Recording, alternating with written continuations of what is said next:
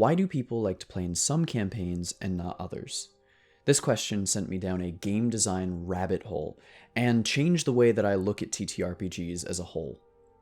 So, as a result, I made this video, and as a bonus, I even made a quiz linked in the description that you can take, so stay tuned. Are you a simulationist, a narrativist, or a gamist? If you've never heard of these terms before, that's pretty typical. Gamism, narrativism, simulationism theory, or just GNS theory, was formalized by game designer Ron Edwards in July of 1999, and is a theory on how role-playing games work. It's a dissection of how and why people play the games that they do, and it's certainly not common parlance among D&D players. In fact, it's mostly considered dead. I won't be going over the theory's 25-year history in this video. However, I will use its core tenets to help answer questions important for determining how we should play tabletop role-playing games. And there's a quiz you can take in the description of this video after learning about GNS theory to figure out where you land on the spectrum. Allow me to take you on a quest, great adventurer, that will answer the questions: why do we play D&D? Where do you fall on the GNS spectrum? And what can we learn from our weaknesses? I know I'm talking this up, but GNS theory has made me a better DM and player, and I know it can help you too.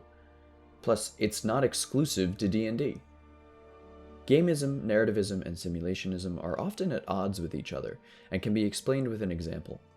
Let's get something out of the way first. You need all three of these to have a functional game. However, the degree to which you emphasize one over the other makes all the difference. The framework for D&D offers almost exclusively gamism. It is mechanics and the concept of winning. Gamists derive their fun from a challenge of mechanics. Though power gamers and munchkins, two terms that describe people who try to make the most mechanically busted character in existence, fall into this category, heavy combat DMs and strategists fall into here as well. A good combat might have multiple monsters with varied weaknesses and resistances.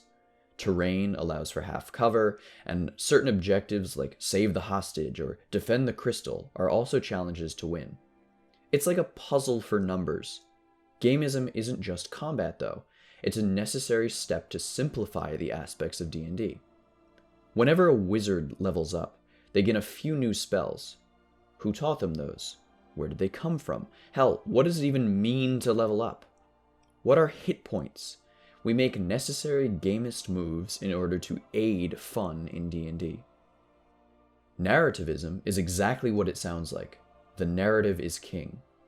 Players that make characters with well-defined arcs, DMs with large 3-act structure campaigns, and crafting satisfying narrative payoffs as a group are crucial here. I would argue that D&D campaign modules attempt to provide players with a compelling narrative so the game is not just one of mechanics. I would also argue this is what makes watching people play D&D entertaining. You're not watching Dimension 20 for the impressive way Brennan Lee Mulligan's monster just used its action economy, and I would even say you're not watching to see how accurately they adhere to a good system of commerce or the intricacies of their politics. Instead, you're watching for a bit of humor and massive narrative payoff delivered by professional actors and comedians that know how to tell an impressive story. And when you can get this in your own campaign, it's satisfying. Simulationism is the least supported in D&D, but it doesn't mean it's absent. I think a great way to explain simulationism is internal consistency. Aspects of the world make sense, and there's great satisfaction in uncovering the perceived consistency. It is the world builder's dream to have every aspect of every minute detail planned out. A simulationist player may ask questions of how the planes work, or internal questions about their characters. How does it feel to be an Aarakocra that will die at 30 amongst century-old elves? How does the world look at farmers like me attempting to become a wizard? The line between simulationism and narrativism might seem blurry at times, but when placed into a simulation, the extremes tend to reveal themselves. After research, I realized I am a simulationist, primarily, because again, you need all of them to function. We can talk about how I came to that conclusion using some comparisons. You're in a climactic battle. You finally caught the conjurer that has been summoning demons in the pit of this volcano and are ready to destroy her. But first, it was advised you destroy the orb of conjuration that is spawning demons, making the fight more difficult and causing more chaos for nearby civilians. From a Gamism perspective, the win condition is clear. Destroy the conjurer and the orb. Tactically, the orb might be a better target first, because it would end the demon onslaught and then move to the conjurer. Narrativists might view this more as a character opportunity. Maybe your character was personally impacted by the conjurer. Her meddlings might have killed loved ones in your village. You might be so blinded by rage you ignore the orb and grab the conjurer, hurtling yourself into the volcano, plunging both of your bodies into a horrible molten death. From a DM's perspective, there might also be conflict between Gamism and Narrativism. In a pure Gamism sense, the conjurer and demons will have certain amounts of health with weaknesses and strengths. There may be terrain and environmental hazards, almost like a combat puzzle to solve. And there is no predetermined outcome. Either the players lower the hit points to 0, or they die trying. These are the rules of D&D, which is why I say D&D is primarily a Gamism game. But a narrativist DM might bend some rules. Maybe this is the fight the DM believes the player should not be able to win. Maybe the conjurer doesn't even have hit points. There is an illusion of dealing damage, with powerful attacks and low health, sure, but in reality, the fight is narratively spelled out with the question of what would be most satisfying to the story. As you strike the conjurer with a crackling bolt of blue lightning, she strains to reach into her pocket for what looks to be a small, white crystal. "I'll have my revenge," she chokes out, before you see her compress into a spiral and launch across the sky, teleporting away into the night. Gamism versus narrativism is a conflict of illusion. What's best for win or lose may not be best for the story.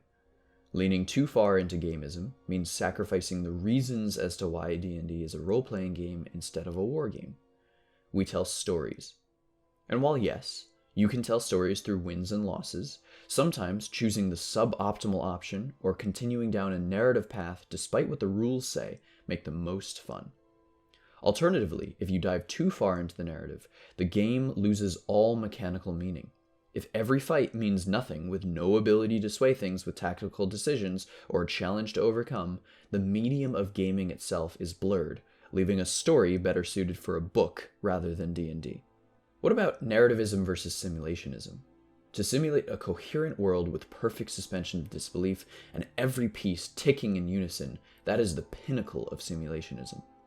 Unfortunately, this doesn't always lend itself towards a good story. With this, I am instantly reminded of Star Wars Episode I: The Phantom Menace.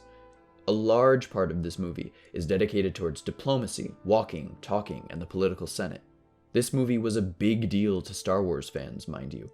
It had been over 15 years since the last movie, so to see your textbook definition hero's journey turn into a seemingly political squabble reminiscent of US politics bothered some people. But it expanded the world, right? It explained who the Jedi were, how the galaxy is beholden to a senate, that these little cells called midichlorians determine if you're force sensitive. It was a push for simulationism in a narrativist world. In other words, nobody cares what's going on behind the scenes if it's boring. Star Wars is a narrativist world.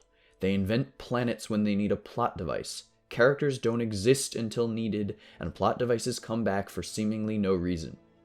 In D&D, if you're proud of the political system you've built, or a system of trade, that's great, but it often doesn't contribute to a great story. But what's the other side of things? When does narrativism get in the way of simulationism? Put simply, too much story means nothing is coherent. Players will ask questions. My brother was running a really fun session in a town that was having some issues. I was playing a noble character that had great respect for authority, so I asked the town elder, "Who is your baron? Maybe we can get some resources from higher up." And the session came to a halt. My brother didn't know who the baron was. He didn't think about that, and honestly, maybe I shouldn't have expected him to. I'm not saying that he pushed the narrative too far and then didn't simulate anything effectively, but you just need to be careful to simulate that the world is coherent once your story gets very complex. Narrativism versus simulationism deals with verisimilitude. If you instantiate that there are kings and dukes and barons in a feudal system, then maybe your players will use that to creatively problem solve.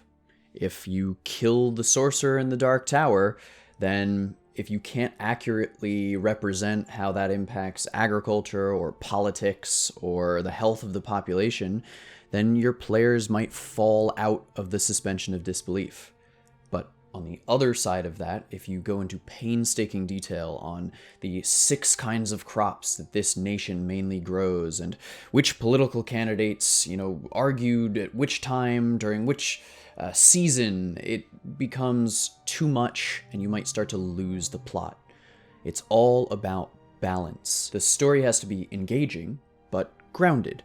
But if it's too grounded, it can never take off. So finally, there's gamism versus simulationism, and this conflict screams the magic system to me. When we're talking about gamism, remember we're talking about winning and challenge, and sometimes that's all a magic system needs to be. A wizard has a certain spell list, they gain more spells when they level up, and there's mechanical signifiers in terms like 8d6 fire damage, or saving throw, or charmed, or poisoned, or whatever it might be. It doesn't consider why the spells work the way that they do, or where they come from, or really even what they look like. But in a simulationist perspective, those things absolutely do matter. I can imagine a wizard having to explain to their party that they have to make a pit stop at the closest city so they can actually learn more spells. Remember, leveling up as a wizard from a simulationist perspective means nothing because there's no one to teach you those new spells, and if there was a way for you to learn new spells, that would also have to be explained in a simulationist sense.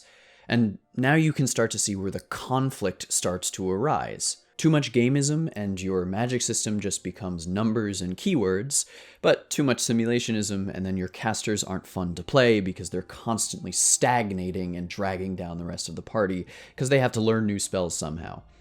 So we really do have to find a balance, and that balance is found in D&D. We have to make the compromise. Gamism says that each time you level up, you will gain new spells. But it's up to you as a DM to determine where spells come from. How did sorcerers come to be? Where is the god of magic? Who is teaching new spells in your world? Right? Those things are up for you to simulate as a DM. Another really great example of gamism versus simulationism is monster choice. Why is it that when the party levels up, the monsters also get stronger with them? Well, for gamism reasons, we have to keep things balanced to keep things entertaining. But if we were looking from a simulationist perspective, there would be groups of monsters that the party would absolutely sweep, and then there would be others that they would be utterly destroyed by, and it really wouldn't be fair or fun. But there is a balance to be had between the groups. Sometimes wandering monsters aren't even worth it because they're too weak for the party. I know there's even some modules in D&D. Out of the Abyss does that, but sometimes it's not worth it, so you skip over if the CR is too low. There's really great examples of them trying to keep the balance between gamism and simulationism, but monster choice is another thing to think about when balancing encounters. So, what are you? I've realized I'm a simulationist. My first goal when organizing a D&D world is to have internal consistency. I have books that reference nations and gods that have lore. I have an entire 200-page document on plants you can find across the plains, and a document of weapons and different properties. I'm here to simulate what it would feel like to live in that world, which helps me identify some of my own weaknesses. I have had directionless sessions before. Sessions where the players don't know where to go simply because I sometimes don't have a place for them to go other than to follow the broad plot. That's a huge blind spot in narrativism. I also have trouble balancing encounters because I'm more focused on simulating what would be real than balance. I had a vampire attack a village and hoped the players would deal with the aftermath and tend to the wounded. Instead, they tried to fight the vampire at 3rd level. I simulated effectively what a vampire might do, attack a village of weaker citizens. But I miscalculated because the players expected from a gamism perspective that this would be challenging but winnable as a fight.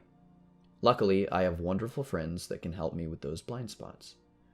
My best friends, who are also players in my campaign, are incredible gamists and narrativist DMs. I surround myself with their experience to learn so much from them. Finally, if you would like to figure out where you land in GNS Theory, I've designed a quiz that you can take in the description. Thanks for watching.